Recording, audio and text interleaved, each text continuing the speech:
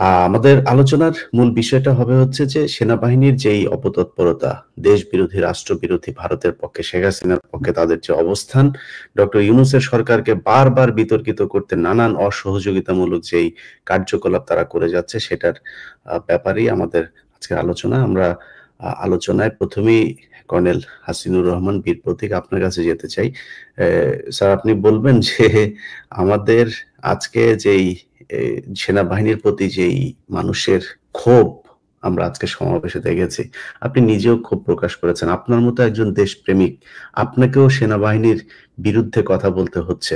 সেনাবাহিনী কেন এত বিপদে যাচ্ছে? রহিম, উপস্থিত সবাই আসসালামু আলাইকুম। এমন একটা বিব্রতকর অবস্থায় আছি আসলে সত্যিকার অর্থে। আজকে যাওয়ার পর বুঝলাম যে জনগণ কি বলে, আমি অকাতকে সেটা বুঝে না। আমার সত্যি লজ্জা লাগতেছিল।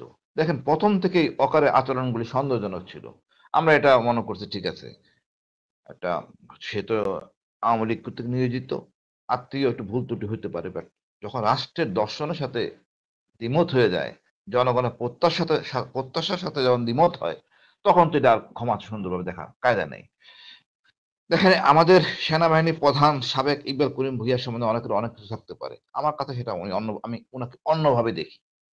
আমি ওনাকে অন্যভাবে সেভাবেই পড়ি। উনি একটা সুন্দর একটা ফেসবুকে একটা স্ট্যাটাস দিচ্ছেন, পরিষ্কার করে যে জিনিসটা আমাদের চাওয়া পাওয়া তাই বলছেন। তো কিছু অফিসারের জন্য তো সেনাবাহিনী ধ্বংস হইতে পারে না।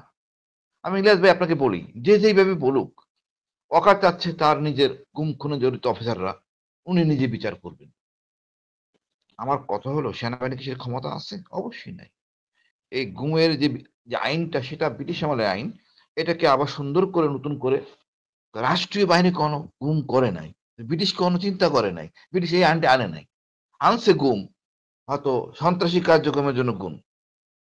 তার দণ্ড ছিল ৭ বছর। কিন্তু সেনাবাহিনী না, এই সশস্ত্র বাহিনী বা শৃঙ্খলা বাহিনী, সরকারি বাহিনী গুম করে, এটা তো আসলে ব্রিটিশদের ভাবেও নাই। যাই হোক, এখন সুন্দর একটা আইন হয়েছে। এখানে যেন অকারের আপত্তি আছে। এখন সে আপত্তি থাকতে পারে। আমার কথা হলো, আপনারাই তো হাসিনাকে ফ্যাসিস্ট বানাইছেন।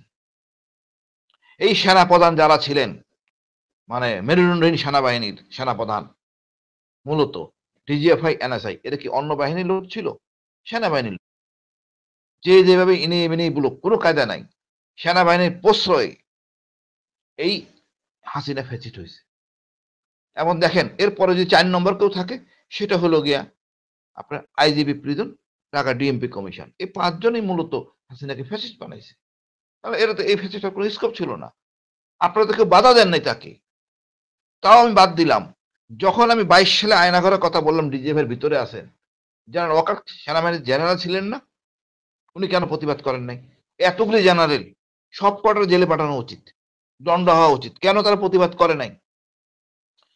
কর্নেল হাসিন বলতেছে ঘটনা সত্য না মিথ্যা যাচাই করি। কেউ কি বলছেন? কেউ তো বলেন নাই। এখন দণ্ড আপনাকে উপভোগ করতে হবে। এত অনৈতিক কর্মকাণ্ড করছেন আপনারা, ভাবতে পারেন? আপনার হলে আপনি কি করতেন? আপনার বাচ্চার কষ্ট, আপনার কষ্ট, একবার চিন্তা করেন। এর চেয়েও জঘন্য কাজ আপনারা করছেন এই হাসিনাকে বাঁচায় রাখার জন্য। আপনি সেই প্রেম এখনো বজায় রাখছেন। আমি মনে করবো জেনারেল ওয়াকার সেই প্রেম, ভারত প্রীতি এখনো বজায় রাখছেন। আমাদের জনগণ সেটা মানে না। আমি হাসিন মানি না, আমাদের সাথে কেউ মানবে না। আমরা বাংলাদেশী লোক, এখন ভারতের আধিপত্য মুক্ত বাংলাদেশ চাই। আমাদের দেশ হবে আমাদের মতো করে। আওয়ামী প্রেম এই দেশে চলবে না। একটা ঘটনা, উনি একবার এখানে যাচ্ছেন, সেখানে যাচ্ছেন, ওই দেন দরবার। আরে তুমি ভাই সেনাবাহিনী প্রধান, তুমি থাকবা ক্যান্টনমেন্টে। আপনি চলে যাচ্ছেন ঢাকেশ্বরী মন্দিরে, ৩ বাহিনী নিয়ে প্রধান যাচ্ছেন ঢাকেশ্বরী মন্দিরে, জীবন কানাই দাসের নেতৃত্বে। এটা কি আমরা চাই নাকি আমার সেনা প্রধান ঢাকেশ্বরী মন্দিরে যাবে? এটা তো কাম্য না। কোনো মাদারা যাবেন, তাও কাম্য না। আপনি কি রাজনীতি করতে চাচ্ছেন? আমাদের মনে আতঙ্ক জাগে এইসব বিষয়ে। তারপরে দেখেন, একের পর এক বিতর্ক। আমাদের প্রমোশন বোর্ড নিয়ে একটা বোর্ড বানালো, প্রজ্ঞাপন, সম্পূর্ণ তার সাথে বিতর্ক। উনি মানতে চাচ্ছেন না এই বোর্ড। এত বড় হ্যাডাম কিভাবে থাকে? ইলিয়াস ভাই, আপনার মনে আছে কিনা জানি না, বিএনপির সময় একজন আইজিপি, তাকে কিন্তু দণ্ড দিয়ে জাস্ট পানিশমেন্ট দেওয়া হয়েছিল ২,০০০ টাকা। স্বপরিণতভাবে ডেকে আনা হয়েছিল। ওই ট্রাফিক সালাম দেয় নাই, তাকে কিন্তু ২,০০০ টাকা ফাইনের জন্য তাকে বাড়ি যেতে হয়েছে। ওনারা ভুলে দেন আইন কানুন। যে কোনো বিচারপতি ডাক দেন যদি ওয়াকারকে, জেনারেল ওয়াকারকে আসেন, কিভাবে আপনার হাসিনা বাংলাদেশ থেকে চলে গেল আপনাদের সশস্ত্র বাহিনীর বিমানে করে, উত্তর দেন। কি উত্তর দিবেন? একজন জেনারেল সাথে গেছিল নামায় দিয়া ডিজিএসএসএফ নাজমুল, হ্যাঁ, নাজমুল তাকে নামায় দিয়ে চলে আসে। মানে কত মহব্বত, প্রেম। এই প্রেম থেকে বাইরে হতে সময় লাগবে। এখন এদেরকে দেখার সময় নাই। 1 বছরে ওনারা সংস্কার করতে পারেন নাই, মনের মধ্যে চেতনা চেঞ্জ করতে পারেন নাই। আমি অনুরোধ করবো ইলিয়াস ভাই, ওনারা সব জেনারেলরা হলি কোরআন ধরে শপথ করবেন, আমরা রাষ্ট্রের জন্য থাকবো, দেশের জন্য থাকবো না। আমরা আওয়ামী লীগকে তালাক দিলাম, ভারতকে তালাক দিলাম, আমরা দেশের জন্য নিবেদিত। এছাড়া আমি এদেরকে বিশ্বাস করি না। ডক্টর ইউনূস যদি অতি উদার হন, আপনি প্রয়োজনীয় ব্যবস্থা গ্রহণ করেন। আপনার কমান্ডের সাথে চ্যালেঞ্জ করতেছেন জেনারেল ওয়াকার এই পগ আমাদের প্রমোশন ক্ষতিগ্রস্ত প্রজ্ঞাপন নিয়ে। আপনি যদি হেরম থাকলে কিছু করেন না, ছেড়ে দেন ক্ষমতা, someone will take over. But এইভাবে তো দেশ চলতে পারে না। এখন দেখেন ভাই, এই জাতীয় পার্টি, আপনার আপনার গোয়েন্দা প্রধান কথা বলছে। আজকে শাহবাগে ছিলাম, ইলিয়াস ভাই, আমার লজ্জায় আমি মাথা হেট হয়ে গেছে। মানে আমরা কোন জায়গায় আছি? জনগণ ঘৃণা করতেছে। আপনি যদি বাড়াবাড়ি করে, আমি মনে হয় আজকে এরপরে আগুন লাগানো হইলো। জাতীয় পার্টিকে পুনর্বাসন করতে হবে কেন? কিন্তু জাতীয় বেইমান পার্টি এটা জাতীয় বেইমান পার্টি। এটাকে কোনো প্রশ্রয় নেই। সাথে যারা আছে 14 দল সব বাতিল করতে হবে। আর যেসব জেনারেল এখন ওই ভারত প্রীতি আছেন তাদেরকে বাতিল করতে হবে, পরিষ্কার। আর এটা ফয়সালা করতে হবে ডক্টর ইউনূসের। আপনি তাদেরকে রাখবেন কি রাখবেন না, এই জেনারেল দিয়া, এই প্রীতি ভালোবাসা দিয়ে রাখা যাবে না। আপনি ইলিয়াস ভাই, আপনি জানেন এই ব্রিগেডিয়ার শাম থাকতে এই একটা ব্রিগেডিয়ার মেজর সাদেক, হ্যাঁ, মেজর সাদেকের অপকর্ম, ওই তাকে তো দণ্ড দিলেন না, মেজর সাদেক পানিশমেন্ট নিছেন, বা দায়িত্বহীনতার পরিচয় দিচ্ছেন ব্রিগেডিয়ার শামস। এই একটা অফিসার দীর্ঘদিন ঢাকায়, আপনি জানেন না, এটা বললে হবে না তো। আমরা তো বলবো পার্টি টু ইট, অকারো যে জড়িত না সন্দেহ আছে। একইভাবে আপনার স্টেশন কমান্ডার এই অপকর্ম করছে, এখন ডিসমিস করছে তাকে। বাট এটা আপনাকে জানান না কেন? কেন ইলিয়াস ভাইকে এটা বলতে হইলো? মানে ভাবমূর্তি কার নষ্ট হচ্ছে? আর্মির আগে অ্যাকশন নেন না কেন? কি অ্যাকশন নিচ্ছেন এই ব্রিগেডিয়ার শামসের প্রতি? আপনার ব্রিগেডিয়ার শামস যে চালাতে চান, প্লিজ, আপনারা এখানে আমাদের চাই না। আমরা আপনার জানি আপনি খুব ভালো মানুষ, দেশপ্রেমিক ভালো মানুষ, বাট আপনার ভারত প্রেমটা ছাড়তে হবে। আমাদের অনেক সংশয়, অনেক কিছু এখন আমরা সন্দেহ জাগতেছে, জানি আমরা এই আপনাকে দিয়ে নির্বাচন আমাদের পক্ষে সম্ভব না। লোকজন অনেক কথাই বলে, আশ্বস্ত করে, নিজেও আশ্বস্ত না 111 হবে না, কিন্তু আপনার আচরণ সন্দেহজনক। আপনি লেফটেন্যান্ট জেনারেল হাফিজ কত সিনিয়র, মানে চিন্তা করতে পারেন, উনি 4 শট, এদিকে উনি 13 লং কোর্স, 13টা লং কোর্স, তার উপরে আছে অনেক শর্ট কোর্স, এতটা কোর্স সিনিয়র, তার সাথে না পাঙ্গা নিচ্ছেন, রাষ্ট্রের সাথে পাঙ্গা নিচ্ছেন। আপনার শক্তি কি? আমি এটা পরিষ্কার বলতে চাই ইলিয়াস ভাই, কয়েকজন জেনারেল ছাড়া ওকারের সাথে বা ব্রিগেডিয়ার কয়েকজন অসৎ তার সাথে আছে, জুনিয়র অফিসাররা নাই। এবং ভুল করবেন, আপনাকে আমরা কৃতজ্ঞতা জানাই, আপনি বিপ্লবের সাথে ছিলেন। বাট আপনি মনে করাই দেই, 18 তারিখ সেনাবাহিনী ডিপ্লয় হয়েছে, এরপর তো গুলি কিন্তু 3 তারিখ পর্যন্ত চালাইছেন। এই লোকগুলি দায়বদ্ধ আপনাদের জন্য অপরাধী। কিভাবে আপনার মাথার মধ্যে আসলো হাসিনাকে রক্ষা করার জন্য আপনারা হেলিকপ্টার ব্যবহার করবেন? হোক র্যাবের হেলিকপ্টার, ওটা আপনার অধীনস্থ, এভিয়েশন আর আর্মির আন্ডারে, মেজর বাকি ছিল ওখানে। কিভাবে আপনারা চিন্তা করলেন নিরীহ জনগণের গায়ে গুলি ছুড়বেন? কিভাবে চিন্তা করলেন এপিসি থেকে গুলি করা হবে? কেন আপনি 71 মাউন্টেন ব্রিগেড, 71 মেকানাইজ ব্রিগেডকে নিয়ে আসলেন যাত্রাবাড়ি এলাকায়? এই মানবতা নাই? আমরা তো আপনার মানবতা দেখাবো না, এখন সব ধরে টান দিব, আপনাকে কোনো ছাড় দেওয়া হবে না। আপনাকে অনেক সম্মান দেওয়া হয়েছে, বিপ্লবের অংশ হিসেবে নেওয়া হয়েছে। আমি এই কথা অনেকবার ইউনুসকে বলছি, আমাদের বিপ্লবের অংশীদার হলো সেনাবাহিনী এবং গর্বের সেনাবাহিনী। আপনার আচরণ দেখাচ্ছে যে আপনি ভারত প্রেমী এবং অশান্তি সৃষ্টি করছেন। আপনি কেন কেন আপনি এই নুরুল হক নূরকে মারতে গেলেন? কোন খুশিতে? একবার আপনি হাসনাতের সাথে অনেক আপত্তিকর কথাবার্তা বলছেন, আমরা ভুলে গেছি, ঠিক আছে, হইতে পারে রিকভারি করবেন, আপনি রিকভারি করেন নাই, আপনি উদ্দেশ্য পরিণত করতেছেন। আমি লজ্জিত। আমি মনে করি ডক্টর ইউনূসের উচিত কঠোর অবস্থানে যাওয়া। আর ইকবাল করিম স্যার যেটা বলছেন, পরিষ্কার বলছেন, সুন্দর বলছেন, একদম সেনাপ্রধান হিসেবে বলা উচিত। আমি লজ্জিত আসলে ইলিয়াস ভাই, আমাদের অনেক জেনারেল একটা জেনারেল কথা বলে না, এই একমাত্র জেনারেল ইকবাল করিম ভূঁইয়া কথা বললেন, বাকি সব ঘুমাচ্ছে। ওনারও দায়িত্ব আছে, ওনারা টকশো আসতে পারেন, কথা বলতে পারেন যে আসলে কি করণীয়, কি করানো উচিত না। ওনারা দুটো হ্যালো বলতে পারেন, অকার এটা করো না, তাও করেন না। আমি ধন্যবাদ জানাই ইকবাল করিম ভূঁইয়াকে, উনি অন্ততপক্ষে একটা সুন্দর একটা ফেসবুক স্ট্যাটাস দিয়ে উনি ওনার অবস্থান পরিষ্কার করছেন। আমি কৃতজ্ঞ। জি কর্নেল, ভাই আমার ধন্যবাদ আপনাকে ভাই। জি কর্নেল জাকারিয়া হোসেন।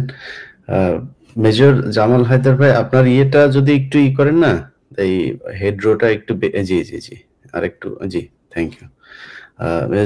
কর্নেল জাকারিয়া ভাই, আমাদের কর্নেল হাসিনুর রহমান যিনি যেটা বলছিলেন যে তিনি লজ্জিত বিভিন্ন কারণে সেনাবাহিনী একটা জিনিস যেটা নিয়ে সরকারের সাথে আসলে সরাসরি তারা একদম বিরোধী পক্ষ হিসাবে কাজ করছে, সেটা হচ্ছে যে যারা গুম খুনের সাথে জড়িত ছিল, পিলখানা হত্যাকাণ্ডের সাথে যারা জড়িত ছিল, এই জুলাই আন্দোলনে যারা জড়িত ছিল, তাদের বিচারের ব্যাপারটা নিয়ে এই বিচার সেনাবাহিনী করতে চায়। আমরা দেখেছি যে তনু হত্যাকাণ্ড, তনুকে রেপ করেছে, তনুকে মেরে ফেলেছে, তারপরে সেই বিচারটা পর্যন্ত করতে দেয় নাই। একজন পুলিশের এএসপি তখন তাকে সেখান থেকে তিনি কেন সেটা তদন্ত করতে চান, কেন জিজ্ঞাসাবাদ, সিআইডি প্রধান বলেছেন যে জিজ্ঞাসাবাদের জন্য তাদেরকে আনা হোক। ওই সময় ওইখানকার মেজর জেনারেল এনায়েতুল্লাহ তিনি আসতে দেন নাই, এবং সেগুলো এখনো পর্যন্ত ডকুমেন্ট ইয়েতে আছে। এই যে কাজগুলো করেছে তারা তো বিচার চায় না।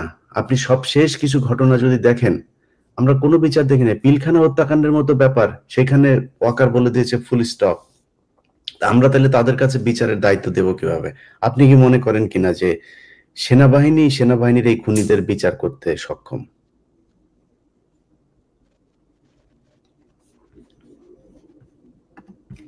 হাসিন এবং মেজর জামাল হায়দার, তাদেরকেও অভিনন্দন এবং আপনার দর্শকদের ধন্যবাদ এবং সবাইকে সালাম। আসসালামু আলাইকুম। দুঃখিত, আজকে যে বিষয়টা আপনি নিয়ে আসছেন, সরি আমি, আমাদের সাথে একজন আইনজীবী উপস্থিত হয়েছেন, তিনি আইনি বিষয়গুলো ব্যাখ্যা করবেন যে এই গুম খুনের বিচার কেন সেনা আইনে করা সম্ভব নয়, আমাদের সিভিল আইনে কেন এটাকে নিয়ে আসতে হবে। তো অ্যাটর্নি শেখ সেলিম আমাদের সাথে যুক্ত হয়েছেন। জি ভাই বলুন। জি স্যার। জি, আমি যেটা বলছিলাম সেটা হচ্ছে যে আজকের যে বিষয়টা রেখেছেন, এই বিষয়টার ব্যাপারে কিন্তু আমরা আসলে কেউই এখানে যারা আছে, কর্নেল হাসিন, মেজর জামাল হায়দার এবং আমি বিশ্বাস করি আমরা কেউই এই এরকম একটি বিষয়ে আমরা কিন্তু নিজেরা কোনো ভালো ফিল করছি না। এটা আমাদের কাছে খুবই আনএক্সপেক্টেড। আমরা 5ই আগস্টে সেনাবাহিনীর ভূমিকা, আমরা যে সম্মান পেয়েছিলাম জনগণের থেকে, এবং আমরা যে সম্মানটা আমরা গত ফেসিস সরকারের 15 বছরের সেনাবাহিনীর বিভিন্ন কর্মকাণ্ডের, সেনাবাহিনীর কিছু ব্যক্তি বিশেষের কর্মকাণ্ডে যেটা আমরা হারিয়ে ফেলেছিলাম, 5ই আগস্টে সেটা আমরা ফিরে পাই। এবং তারপরে কিন্তু একটা এক্সপেক্টেড ছিল আমাদের সবার কাছে, এবং আমাদের মাননীয় সেনাবাহিনী প্রধান জেনারেল ওয়াকার, উনি কিন্তু 5ই আগস্টের পরপরই 5ই আগস্টই উনি বলেছেন এবং পরেও বলেছেন যে আমি দায়িত্ব নিলাম, আপনারা আমার উপর নির্ভর করতে পারেন, ভরসা করতে পারেন, আমি দায়িত্ব নিলাম, আপনাদের নিরাপত্তার দায়িত্ব নিলাম পুরো বাংলাদেশের। এই বক্তব্য উনি দিয়েছিলেন।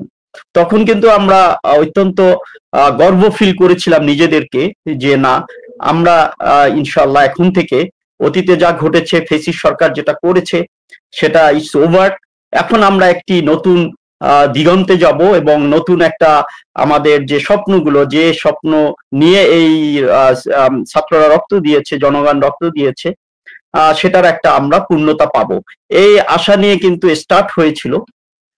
কিন্তু তারপরে যখন আপনি দেখেছেন যে রাওয়াতে এসে যখন মাননীয় সেনা প্রধান যখন বলেছিলেন যে ফুল স্টাফ, বিডিআর কার্নেজের বিষয়ে ফুল স্টাফ বলেছেন, আমি ওই প্রোগ্রামে ছিলাম, তখনই কিন্তু আমি এটাকে অত্যন্ত আমার কাছে খুবই সারপ্রাইজিং মনে হয়েছে যে এটা কিভাবে মাননীয় সেনাপ্রধান এটা বলতে পারেন।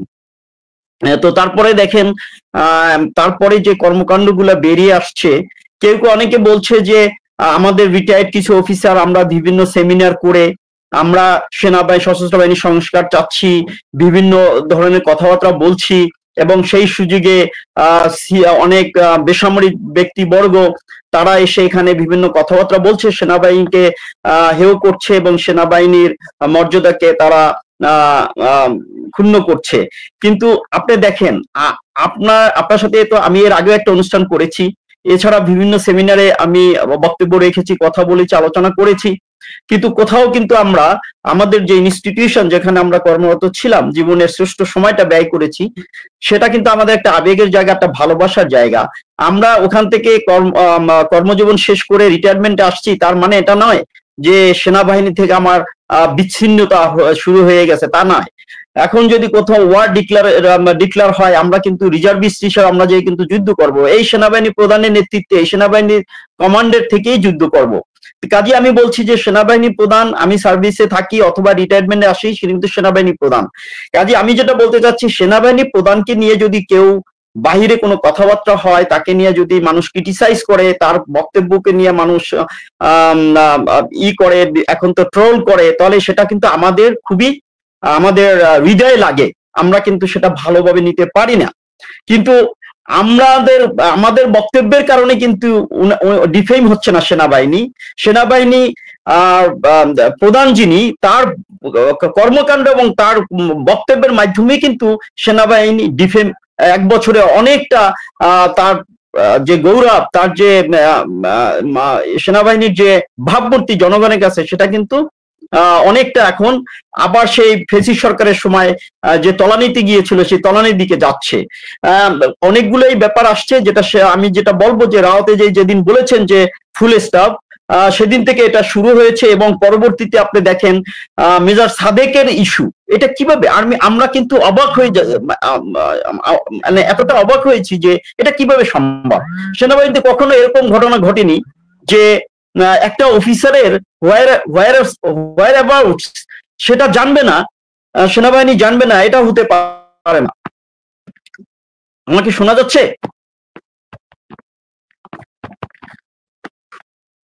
ইলিয়াস ভাই, আমাকে শুনতে পাচ্ছেন?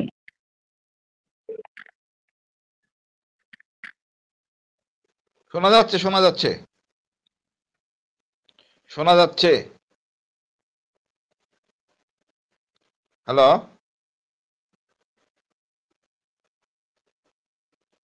জাকারিয়া শুনতে পাচ্ছ?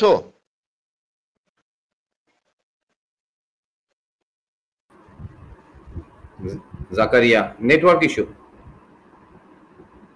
না, জাকারিয়া শুনতে পাচ্ছি তো। জাকারিয়াকে আমরা শুনতে, ও আটকে গেছে, নেটওয়ার্ক ইস্যু আছে। Network. Okay sir, major Jamal Haider sir, আপনি বলেন, আমরা আপনার বক্তব্য শুনে আসি। আচ্ছা, আমি কি জেনারেল বক্তব্য থেকে শুরু করি। আচ্ছা, যেহেতু প্রথম আসছি তো সবাইকে, আপনার দর্শকদেরকে সালাম। আর আমি একটু ভিন্নভাবে উপস্থাপন করতে চাই, সেটা হচ্ছে গিয়ে সেনাবাহিনী বা সশস্ত্র বাহিনী, এক একটা বাহিনীর এক একটা পারপাস আছে। তো সেই পারপাসটা হচ্ছে সার্বভৌমত্বের প্রতীক বলি, বাট তার দায়িত্ব হচ্ছে সার্বভৌমত্ব রক্ষা করা। গত 15 বছরে সার্বভৌমত্ব তারা রক্ষা করেছে, সেই কথাটা তারা কি বলতে পারবে না। আর আরেকটা জিনিস হচ্ছে, এই যে একটা পরিবর্তন হলো, একটা আপরাইজ হলো, সেখানে অনেকগুলো ন্যারেটিভ বলা যায়। ফ্যাসিস্টের পলায়ন বলতে পারেন, আপনি বলতে পারেন যে গণতন্ত্র হত্যাকারীর পলায়ন, আপনি বলতে পারেন যে বাংলাদেশের লুটপাটকারীর পলায়ন, কিন্তু আসলে সব কিছুর গোড়া কিন্তু সার্বভৌমত্ব হননকারীর পলায়ন। মানে সার্বভৌমত্বের পক্ষের শক্তির বিজয় হয়েছিল 5 তারিখে। সেটা হচ্ছে নাম্বার 1 ন্যারেটিভ। সেটা আপনি যদি সঠিক থাকেন, এই জায়গাটাতে যদি সঠিক থাকেন, আপনার সবগুলো অঙ্ক মিলে যাবে। আমি এইভাবে বলি যে পিলখানার পলাশির মধ্যে অনেক মানে সামঞ্জস্য আছে। পিলখানার দেয়ালের এই পাশে আমাদের সশস্ত্র বাহিনী যেভাবে দাঁড়িয়েছিল, সেটা একেবারে পলাশির প্রান্তরে মির্জাফরের সেনাবাহিনী যেভাবে দাঁড়িয়েছিল সেভাবে। সেখান থেকে শুরু, তারা এরপর থেকে আর করতে, অনেকে বলবেন যে ব্যক্তিগত, না, আমি দলগত ভাববো, আমি দলগতই ভাববো। নেতৃত্ব দলটাকে পরিচালিত করেছে, ভিতরের মানুষ, ছোটখাটো মানুষগুলো বা যারা ফলো করেন তাদের কি হয়েছিল জানি না, কিন্তু যারা নেতৃত্বে ছিলেন তারা বাহিনীটাকে ওইভাবে পরিচালিত করেছিলেন।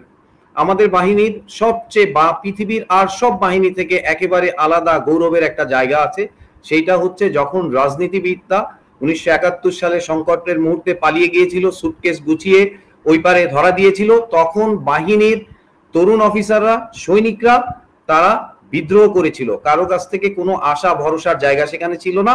তারা চিন্তা করেছিল যে আমরা এই পরাক্রমশালী পাকিস্তান বাহিনীর বিরুদ্ধে বিদ্রোহ করব এবং দেশের দায়িত্ব তারা নিয়েছিল। খেয়াল করবেন, এটা একটা বিশাল বিশাল গৌরবের জায়গা। কিন্তু অত্যন্ত দুঃখের বিষয় যে ঠিক 25-26 তারিখ পিলখানার সেই ঘটনার পর থেকে 2009 থেকে অ্যাবসলুটলি বাহিনীটা পলাশির প্রান্তরে দাঁড়িয়েছিল। আপনি একটা পুঙ্খানুপুঙ্খ অ্যাটিচিউডটা ওরকম ছিল। আসলে আমাদের বাহিনীটা তো উপনিবেশিক এবং সামন্ত ঘরানার একটা বাহিনী। এখানে আপনি সেনাপতিকে বা সেনানায়ককে যদি বশী করতে পারেন তাহলে পুরো বাহিনী বশীকরণ হয়ে যায়। আমার কেন বলছি, কারণ হচ্ছে গত 15 বছরে যার অফিসার হিসেবে যার আইকিউ মিনিমাম, তিনিও বুঝতে পারতেন যে এইটা ভারতের একটা পদানত বাহিনীর মতো করেই পালিত হয়েছে। এটা খুব সহজ কথা। তো এটা যদি না থাকে তাহলে সে অফিসার হওয়ার যোগ্য না। কিন্তু কেউ একজন এই কারণে, এই অনুভূতি থেকে কিন্তু পদত্যাগ করে নাই। তার মানে কি, পুরো বাহিনীর মধ্যে একটা রোগের ব্যাপার ছিল। সেই রোগ থেকে 5 তারিখের পরে তাদের স্বেচ্ছাগতভাবে বের হয়ে আসা উচিত ছিল। আপনি অবশ্য এখানে লিখেছেন ওয়াকার বড় একা, ওয়াকারের পাশে কেউ নেই। আসলে বলবো তা না, ওনার পাশে কিছু নীতিভ্রষ্ট মানুষজন আছে। আমরাও জানি, বাজারে আমরা যতটুকু শুনে থাকি, উনাকে কিছু সেনাপ্রধান, পূর্ববর্তী জেনারেলরা উনাকে বুদ্ধি দেয়, কিন্তু তারাও সঠিক বুদ্ধিবৃত্তি দেন না। কারণ তারা যে শিক্ষায় শিক্ষিত হয়েছেন সেখানে আলো নাই, সেখানে দাসত্ব আছে। সেখানে কোনটার আলো নাই? আমি বাংলাদেশে একটা রক্ত স্নাত স্বাধীনতা অর্জনকারী দেশ, সেই দেশের সেনাবাহিনী হবে একেবারে অন্য রকমের, পিপলস সেনাবাহিনী হবে। তা না, তারা প্রফেশনালিজমের কথা বলেছে, তার আড়ালে বশত্ব এবং দাসত্ব এবং এক ব্যক্তির দাসত্ব, একটা দলের দাসত্ব এবং অন্য দেশের দাসত্ব, শত্রুর দাসত্ব কায়েম করেছে। এটার পুঙ্খানুপুঙ্খ রূপে প্রমাণ আছে। এই উচিত ছিল 5 তারিখের পরে 6-7 যখন স্টেবল হলো, তখন নিজেরা একটা সেমিনার করা, নিজেরা আমার মনে হয় যে ব্রেনস্টর্মিং করা, কেন আমরা 15 বছর এরকম ছিলাম। ছোট ছোট বাচ্চাদের, কিশোর তরুণদের বুঝে যেটা আসলো, সেটা ওরা বুঝতে পারলো না। তারা তো সরকার থেকে, কেউ কিন্তু বাড়ি থেকে বন্দুক আনে নাই, কেউ অস্ত্র বাড়ি থেকে নিয়ে গিয়ে, যেমন একটা শ্রমিক কাস্তে নিয়ে গিয়ে সকালবেলা রুজি করে, এখানে বন্দুকটা কিন্তু সরকারের টাকায় বা জনগণের টাকায় দেয়া। সেই বন্দুক হাতে নিয়ে আপনি যদি পাওয়ারফুল হবেন, সেই বন্দুক হাতে থাকার কারণে আপনি যদি নুরুকে আঘাত করে ফেলেন, তাহলে তো আসলে প্রবলেমটা আপনার। বন্দুকের তো বেশি প্রবলেম নাই, আপনার বুঝে প্রবলেম। আপনাকে যে বড় বড় শিক্ষা প্রতিষ্ঠানে শেখানো হয়েছে, সেই জায়গাটাতে আলো দেয় নাই আপনাকে কোনোভাবেই। আপনার বোঝা উচিত ছিল, আমি সার্বভৌমত্বের বিপক্ষের শক্তি থেকে আমি পক্ষের শক্তিতে দাঁড়ানোর একটা সুযোগ পেয়েছি। জনগণ কেউই ভারতকে মেনে নিচ্ছে না। তাহলে আমাদের উচিত ছিল এই 55 জন 60 জন, তারা 3 দিন দরজা বন্ধ করে নিয়ে বোঝা উচিত ছিল কেন আমরা 16 বছর এরকম করেছিলাম। সেই জিনিসটা করা হয় নাই। সেই জিনিসটা করেছে এমন কোনো রেকর্ড নাই। তাহলে তাদের কার্যকরণে গত 11 মাস বা 13 মাসের কার্যকরণে এমন কোনো জিনিস নাই যেটাতে বোঝা যাচ্ছে যে আগের যে রিজিম ছিল সেইটা সে চেঞ্জ করেছে, সেটা সে পরিবর্তিত হয়েছে, সে অনুধাবন করেছে, সে রেকটিফাই হয়েছে, সেরকম কিন্তু কিছু নাই। সে এখন কোনো মতে কি করছে, প্রথমে প্রিটেন্ড করার চেষ্টা করছে যে হ্যাঁ আমি ঠিকই আছি, 2-1 জনের প্রবলেম। নো, জিয়ার মতো খুনি সে চলে গেছে প্লেন থেকে। এই আজকে যারা এই বিপ্লবের পক্ষে সক্রিয় ছিল, ইমরান কাজল, তারপরে হচ্ছে গিয়ে মেজর রেজা, তারপরে ইফতেখার, ফিরোজ ইফতেখার, এরা প্লেন থেকে টেনে নামিয়ে নিয়েছে। সে কর্নেল মুস্তাফিজ স্যারও ওই আমেরিকা থেকে এটাতে যুক্ত ছিলেন। কিন্তু দুঃখের বিষয়, বাহিনীর উচিত ছিল না এই ধরনের দাগী মানুষগুলোকে সাথে সাথে অ্যারেস্ট করে ফেলা। কেন? প্রেমটা কোথায়? আসলে আজকে আপনার কাছে বন্দুক আছে, কিন্তু ইতিহাস তো যেদিন আপনাকে নিয়ে আলোচনা করবেন সেদিন বন্দুক থাকবে না। প্রায় বলা হয় যে এই পাবলিক প্লেসে আপনি মিলিটারি নিয়ে কথা বলছেন, এটাতে ক্ষতি হচ্ছে মিলিটারির। মোটেও না, আপনি অনুধাবন করতে পারছেন না। সবচেয়ে দুঃখের বিষয় হচ্ছে আপনি বান্দর ছিলেন সেটা প্রবলেম না, আপনি মানুষ হতে চাচ্ছেন না সেটা প্রবলেম। আপনি হারামি ছিলেন সেটা প্রবলেম না, আপনি হারামির থেকে ছেড়ে মানুষ হতে চাচ্ছেন না, এটা হচ্ছে প্রবলেম। আপনি অনেক কর্ম, আমি অলরেডি সোশ্যাল মিডিয়ায় বলি যে 1001টা কারণ আছে, চাইলে আমার থেকে জেনে নিতে পারে, আমি লিখে দিব 1001টা কারণে বাহিনীর সংস্কার দরকার। সেই সংস্কারটা হবে নির্মোহ এবং কঠোরতম। আদারওয়াইজ এই গরিব দেশের এরকম একটা পাণ্ড, আমি বলবো যে বর্বর একটা প্রতিবেশীর এখানে আমার সার্বভৌমত্ব রাখা খুব কঠিন। সো আমার নির্মোহ একটা সংস্কার থাকা দরকার ছিল। এবং আমি একটা উদাহরণ দিব, দেখেন আমাদের বাংলাদেশ আর্মির, আমি পলাশীর প্রান্তরের সাথে পিলখানার তুলনা করি, যদি তাই হয় তাহলে তারেক সিদ্দিকী, যে নাকি ফৌজের টাকলা তারেক হিসেবে চিনে, এই তারেক সিদ্দিকী যদি মির্জাফর হয় তাহলে ইয়ার লতিফ হচ্ছে মোল্লা ফজলে আকবর, যিনি ডাইরেক্টলি হাসিন স্যার, গুলজার স্যারদেরকে ডেকে নিয়ে বলেছিলেন এখন থেকে আমরা রয়ের জন্য কাজ করব, ডাইরেক্ট অফার দিয়েছেন। এই কথাটা পাবলিক মিডিয়াতে বলা হয়েছে। ফৌজের উচিত, সেনাবাহিনীর উচিত ছিল আইদার এটা খণ্ডন করা, এত বড় কথা খণ্ডন করা, অথবা এটার বিরুদ্ধে ব্যবস্থা নেওয়া করা। 13 মাসে কি কারণে এই মোল্লা ফজলে আকবরকে পিএনজি করা হয় নাই? শুধু তাই না, বনানী ডিওএইচএস এর তিনি হচ্ছে প্রেসিডেন্ট, 23 তারিখ পর্যন্ত উনি প্রেসিডেন্ট ছিলেন। কার পারপাস সার্ভ হয়েছে এটা আমার জানতে চাই। আমার এটা খুবই ঘৃণিত লাগে, আমার কলঙ্কিত লাগে। এই মানুষটার সম্পর্কে তো ব্রট ইন চার্জ, অ্যালিগেশনটা ব্রট ইন হয়েছে কি বিডিআর, ওদের তো কে হয়েছে, গুম খুন কমিশন থেকে হয়েছে। উনি ডিজিএফ এর ডিজি ছিলেন, 7 দিন চাকরি ছিল, উনি 7 দিনের চাকরি ছিল, তখন থেকে ব্রিগেডিয়ার থেকে পদোন্নতি হয়ে সরাসরি ডিজিএফ এর ডিজি। এবং পিলখানার ঘটনার আগে উনি কোথায় গিয়েছেন? সিঙ্গাপুরে গিয়েছেন জয়ের সাথে, এটা কথিত, আমরা জানি না, বাট ইটস সার্কামস্টেন্সিয়াল প্রুফ।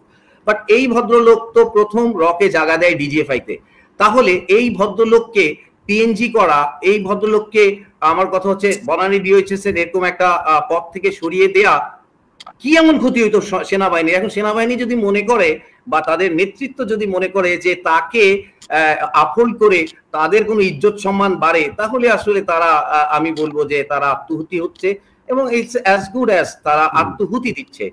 আমার মনে হয় যে এখনো সময় শেষ হয়ে যায় নাই। আমাদের টোটাল সেনাবাহিনীর স্পিরিট ইজ সো গুড এবং হোমোজেনিয়াস। এটা মিশরের সেনাবাহিনীর মতো না যে ইয়েরা খ্রিস্টান বা এরকম কোনো মুসলিমের মধ্যে একটা ট্রাস্ট গ্যাঞ্জাম আছে, তা না। হোমোজেনিয়াস সুন্দর একটা সেনাবাহিনী, well trained, well motivated. Somehow আমি বলবো যে উপরে কিছু পচনযুক্ত লোক আছে, তারা ভালো হতে চাচ্ছে না, তাদেরকে ভালোর পথে আনার কাজটুকুই করা উচিত।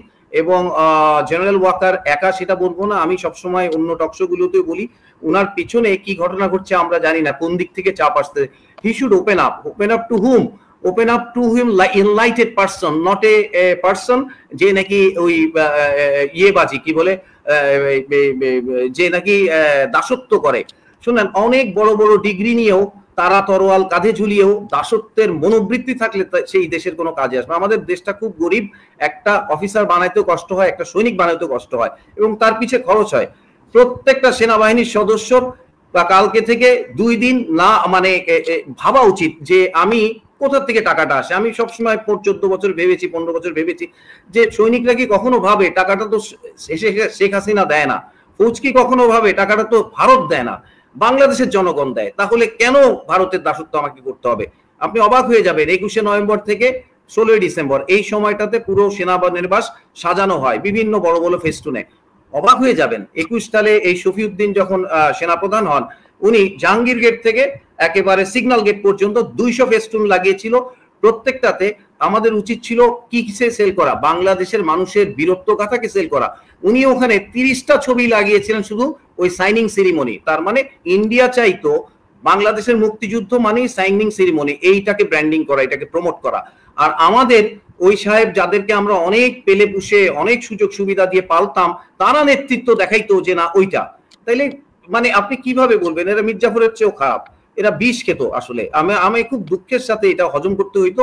কিন্তু 5 তারিখের পরে যখন ছোট ছোট সন্তানরা আমাদেরকে চোখ খুলে দিল, তখন কেন আমি ঠিক হব না? তখন কেন? এটা কি ওয়াকার সাহেবের একার দোষ? ওখানে তো 60 জন জেনারেল, তাদের শরীরের মধ্যে কি একটু রক্ত নাই? তারা কি এই জিনিসটা রেস করে না? রিয়েলিটিটা বুঝায় না?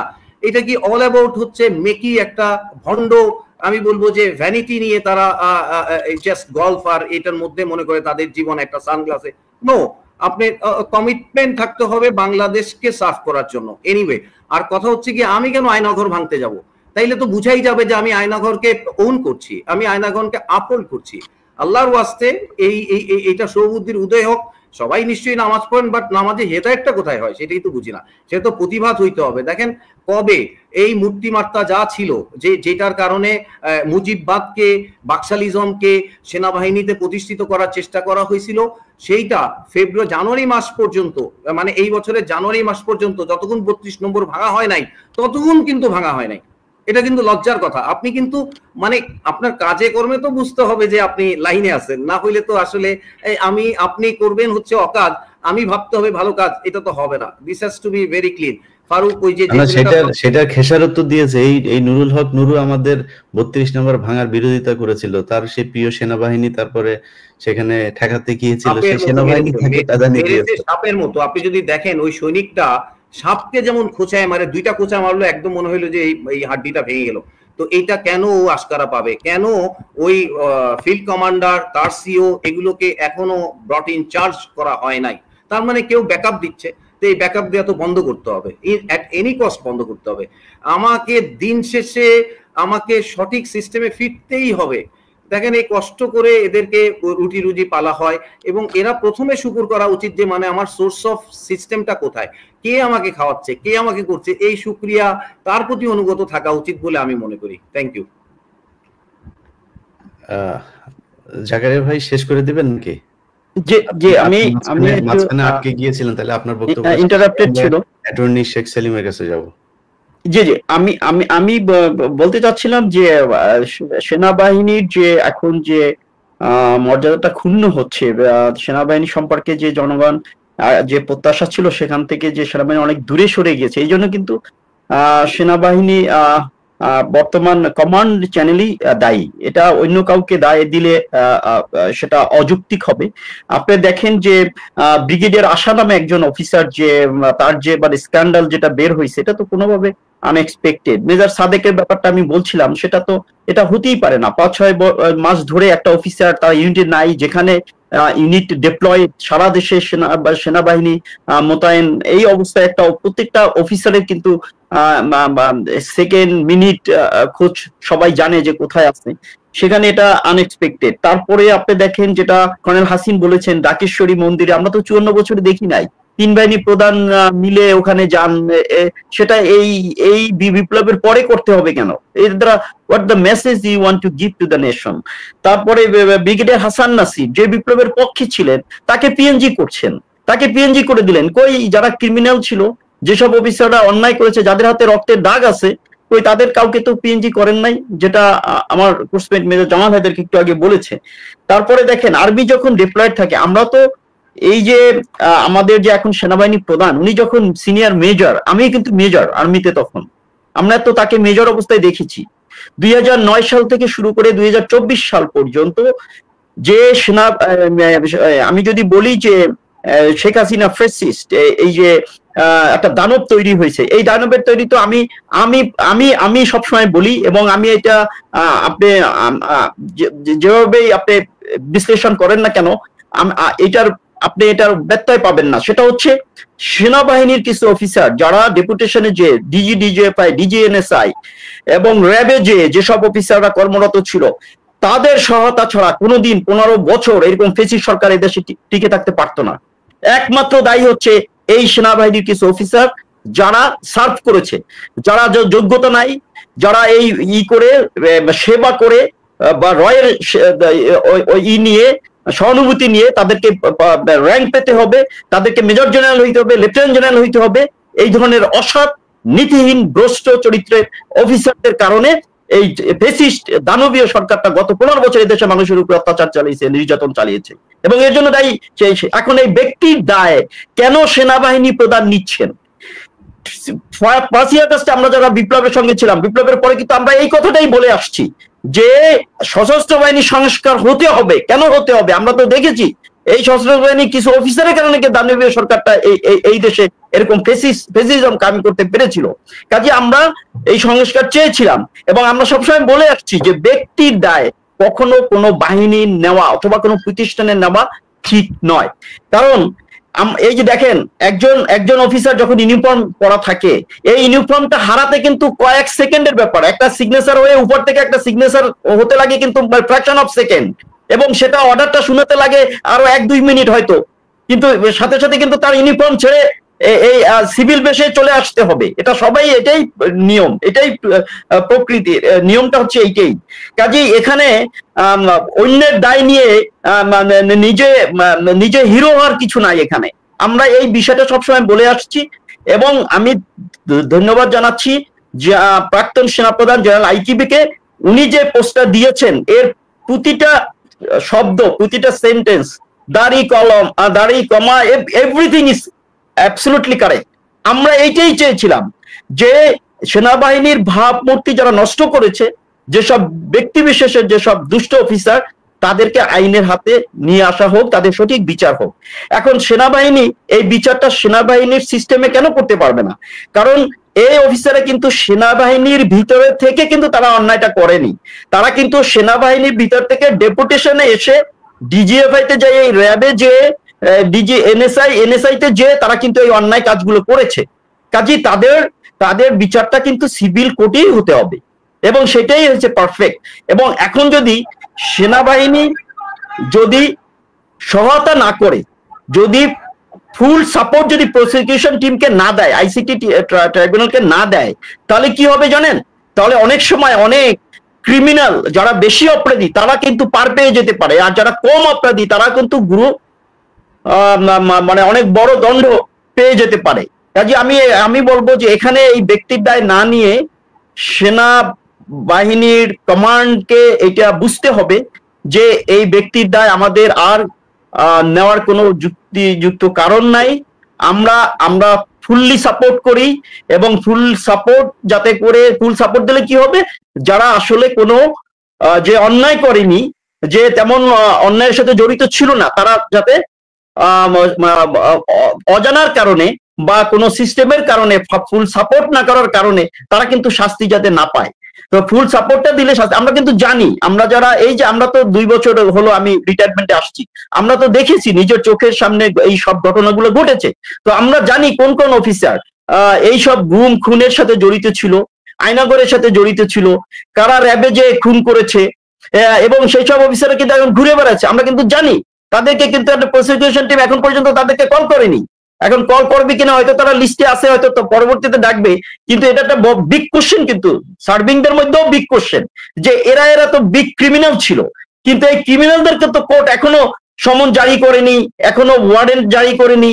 তো এটা কিন্তু একটা অলরেডি শুরু হয়েছে এই ধরনের চিন্তা ভাবনা। তো আমি বলবো যে সেনাবাহিনীকে ফুল সাপোর্ট করা উচিত, কোর্টকে, আইসিটি কে, এবং ব্যক্তির দায় কখনো প্রতিষ্ঠানের অথবা কোনো ব্যক্তির, সে প্রতিষ্ঠানের প্রধান হতে পারে, কিন্তু তাকে এই দায় নেওয়া ঠিক হবে না। জি স্যার, ধন্যবাদ স্যার। আমরা আইনি বিষয়গুলো ব্যাখ্যা করার জন্য অ্যাটর্নি জনাব শেখ সেলিম তিনিও আমাদের সাথে উপস্থিত আছেন। আমরা যে আমি আগের বক্তব্য যেটা বলেছি যে আমাদের মূল সমস্যাটা হচ্ছে এখন বিচার। আপনার বক্তব্য, আপনাদের সবার বক্তব্য একটাই জিনিস ফুটে উঠেছে, সেটা হচ্ছে যারা ক্রিমিনাল, সেনাবাহিনী একটা অর্গানাইজেশন এবং এই সেনাবাহিনীতে অসংখ্য দেশপ্রেমিক। আমি সেদিন একজন বলছিলেন যে 99.9% হচ্ছে এখানে দেশপ্রেমিক এবং 0.1% হচ্ছে, কিন্তু সেই 0.1% হচ্ছে একদম মাথায় আছেন, যে কারণে আজকে কলুষিত হচ্ছে। সেই মাথাটাকে কেটে ফেলতে হবে, সেই মাথায় নতুন করে মাথা বসাতে হবে, যে মাথাগুলো আসলে রাইট ডিরেকশনে হাঁটে। জনাব অ্যাটর্নি শেখ সেলিম, আপনার কাছে আমাদের প্রশ্ন হচ্ছে যে যেই বিচারের কথা বলা হচ্ছে গুম খুনের, এই বিচার সেনা আইনে কি করা সম্ভব কিনা? আমাদের যেই সিভিলিয়ান কিল হয়েছে এই দেশে সেনাবাহিনীর হাতে, সেই বিচার কিভাবে সেনাবাহিনী করবে? থ্যাংক ইউ ইলিয়াস ভাই, এবং থ্যাংক ইউ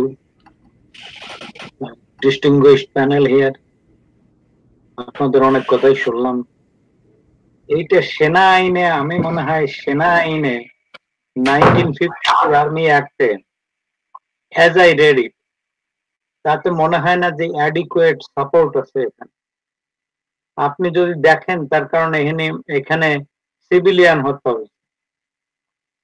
একটা ওয়াইড স্প্রেড কনস্পিরেসি ছিল, দেশি বিদেশি এবং গোয়েন্দা সংস্থার ইনভলভমেন্ট ছিল, আর্মির ছিল, র্যাব, বিডিআর, পুলিশ, সবাই গুমের সাথে জড়িত। সেদিন দেখলাম এক মেজর ভদ্রলোক এক টক শোতে আলাপ করছে কিনা, এই টক শোতে আলাপ করছে, উনি বলছে যে সেনা আইনে এটা একটা সেনা প্রধানের এটা একটা চক্রান্ত। উনি চিফ জাস্টিসের কাছে যাচ্ছে, স্যার আমরা বিচারটা করি। অলরেডি উনি পক্ষপাত দোষে পক্ষপাত দোষে ওনাকে দোষারোপ করা হচ্ছে। তার কারণ উনি অনেক অফিসারকে পালাই যেতে দিচ্ছেন। ইভেন আইসিটি থেকে ওয়ারেন্ট ইস্যু হওয়ার পরেও সেনাবাহিনী ক্যান্টনমেন্ট থেকে অফিসার গুলো কিভাবে পালায় যায়, সে দায়িত্ব তো সেনা প্রধানের। তো উনি তো পক্ষপাত দোষে দুষ্ট। তারপরে উনি বিভিন্ন ভাষণে বলেছেন, একদম দৃঢ় গলায় বলেছেন যে সব হত্যার বিচার হবে। এ পর্যন্ত জাতি তো মনে হয় সেনাবাহিনীর পক্ষ থেকে ওনার থেকে কোনো উদ্যোগ দেখে নাই। কি হত্যার কি উদ্যোগ উনি নিলেন, ওনার এই প্রমিস বা প্রতিজ্ঞা জাতির কাছে টাইম এন্ড এগেইন করা, কি নিলেন তা তো কিছুই স্পষ্ট না। এখন উনি নিয়ম ভঙ্গ করে চিফ জাস্টিস কাছে যে মিটিং করতেছেন, যদি এই মিডিয়াতে আসছে, যদি এটা সত্য হয় যে উনি গেছেন সেনা আইনে এদের সেনাবাহিনীর কাছে বিচার করার। আমি যতদূর জানি আমাদের অনেক ডিস্টিংগুইশড সেনা অফিসার আছেন, ওনারা ভালো বলতে পারবেন। একজন সেনা আইনে বিচার করতে হলে সেনাবাহিনীর অফিসারদের যারা কোর্ট মার্শালের জাজ হয়, ওনাদের কি এই যে complex crime, seriously complex crime, দেশি বিদেশি নেটওয়ার্ক, সেনাবাহিনী officer, evidence act, criminal procedure code এবং পেনাল কোড, এইগুলো অ্যাপ্লাই করে কি ওনাদের সেই অ্যাডিকুয়েট সাপোর্ট আছে? আমি তো মনে করি নাই সেনা অফিসারদের। আপনারা দেখে থাকবেন যে খুব ডিস্টিংগুইশড জাজেরা জাজমেন্ট দেয়, বিচার করে, আবার আপিলে যে উল্টে যায়, সুপ্রিম কোর্টের অ্যাপিলেট ডিভিশনে যে উল্টে যায়। সেনাবাহিনীর অফিসারদেরকে এইটা আছে, সে মনে করলো যে এইটা বোধহয় সেনাপ্রধানের একটা ষড়যন্ত্র, এবং সেটা হতে পারে। আমি যা মনে করি, যেমন ধরেন ডিসঅ্যাপিয়ারেন্স, ফোর্সড ডিসঅ্যাপিয়ারেন্স তো বাংলাদেশে আইনের কোনো ইয়ে নাই। ফোর্সড ডিসঅ্যাপিয়ারেন্স এর নামে কোনো অপরাধ নাই। সেটা যদিও সাবসিকুয়েন্টলি অ্যাডাপ্ট করা হয়েছে, অথবা একটা অর্ডিন্যান্স ইন দ্য মেকিং, কিন্তু সেখানে প্রবলেম কনস্টিটিউশনাল প্রবলেম। আপনি পোস্ট ফ্যাক্টো ল দিয়ে আগে যে অপরাধ হয়ে গেছে প্রিডেটেড অফেন্সের বিচার করতে পারেন না, এটা আনকনস্টিটিউশনাল। তার কারণ হলো অফেন্ডারের নোটিশ ছিল না এটা অপরাধ। তো সেক্ষেত্রে সেনাবাহিনী একটা যেন বিচার করে, দায় সারা বিচার করে ছেড়ে দিলে আপনাদের আর কিছু করার নাই, কারোর কিছু করার নাই। তার কারণ সেনা আইনের সেকশন 96-এ বলা আছে, যদি সেনাবাহিনীর আদালতে কারোর বিচার হয়, সেইটা আর মানে পুনরায় বিচার করা যাবে না। এইটা আর পুনরায় বিচার করা যাবে না বাংলাদেশের কোন কোর্টে। therefore they will go scot free। আর একটা ব্যাপার আছে, সেনা আইনের কিছু লোকের বিচার তো সেনা আইনে আর সম্ভব না। আইসিটি যাদের ইন্ডাইট করেছে বা ওয়ারেন্ট জারি করেছে, তাদের বিচার আইসিটিতেই হইতে হবে। তার কারণ আপনি যদি এই সেনা আইনের সেকশন 94 পড়েন, এখানে কনকারেন্ট জুরিসডিকশন আছে অফেন্সের, সেনা সদরের, এই মানে সেনাবাহিনীর এবং সিভিল কোর্টের। 95-এ যে আবার বলছে, যদি সিভিল কোর্ট কগনিজেন্স নিয়ে থাকে তাইলে সেইখানেই বিচার হবে। তারা অর্ডার দিতে পারে অমুক নিয়ারেস্ট ম্যাজিস্ট্রেটের কাছে সারেন্ডার করো, অথবা গভর্নমেন্টের কাছে রেফারেন্স চাইতে পারে। দ্যাট মিনস সেনা আইনে ওই বিচার আর করা যাচ্ছে না। সেক্ষেত্রে সিভিল কোর্টে বিচার হইতে হবে। এখন আসি ডিসঅ্যাপিয়ারেন্স যদি কোনো ল না থাকে, ফোর্স ডিপিয়ারেন্স গুমের, কিন্তু বাংলাদেশের পেনাল কোডে অনেক কাভারেজ আছে। এই লোকটারে যে ধরে নিয়ে গেল, এটা কি তার মতের অনুযায়ী গেছে? No, this is an abduction and kidnapping for further crime. এখন কাউরে অ্যাবডাকশন করে যারা আর ফিরে আসে নাই তারা তো মারা গেছে, তো অ্যাবডাকশনের পরে সেটা মার্ডার যাবে। যারা কিডন্যাপ করে নিয়ে গেছে, আনলফুল ইমপ্রিজন করে আয়না ঘরে রাখছে, সেটা তো টর্চার হয়েছে, বিভিন্ন ধরনের অত্যাচার হয়েছে, আপ টু দ্য মার্ডার। এই সব বিচার ওইভাবে করা যাবে, ওইভাবে আমাদের পেনাল কোডে বলা আছে। এবং যেমন ধরেন একজনরে অ্যাডিকুয়েট পানিশমেন্টও দেওয়া যাবে, আমি সেভাবে বলছি।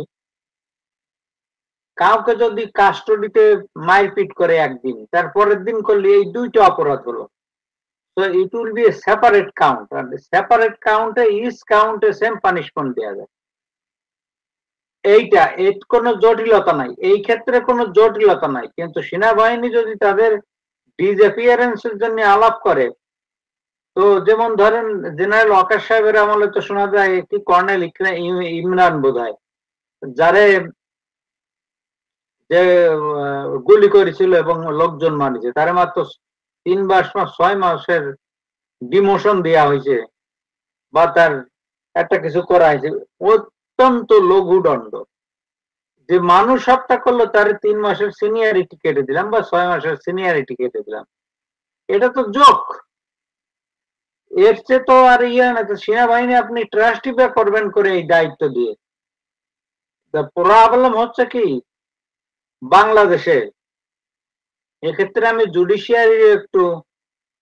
জুডিশিয়ারি এবং গভর্নমেন্টের একটু মানে ব্লেম করব। Government should be firm, no, বিচার হবে সিভিল আইনে এবং গভর্নমেন্ট শুড ইনস্টিটিউট চার্জেস। তো সেনাবাহিনী আইনে আর বলা যাবে না।